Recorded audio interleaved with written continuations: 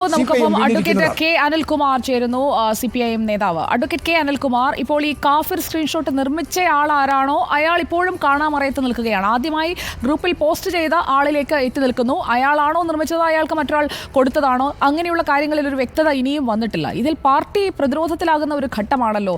കാരണം പാർട്ടിക്കുള്ളിൽ നിന്ന് തന്നെ ഇങ്ങനെയുള്ള ഒരു വർഗീയ പ്രചരണത്തിലേക്കൊക്കെ ആളുകൾ പോകുന്നുണ്ടെങ്കിൽ അത് പാർട്ടിക്ക് തന്നെ ഒരു ക്ഷീണമല്ലേ അഡ്വക്കേറ്റ് കെ അനിൽകുമാർ?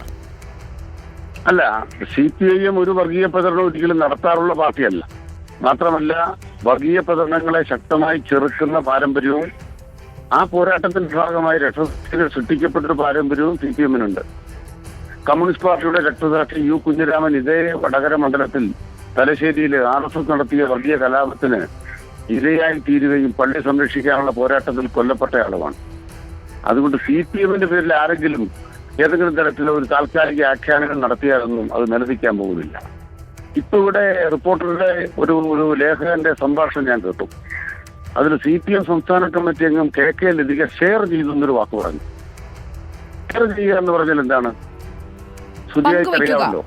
ഷെയർ ചെയ്യുക എന്ന് പറഞ്ഞാൽ പങ്കുവെക്കുക, അതേക്കുറിച്ച് പറയാം. ഞാനൊന്ന് പറയട്ടെ.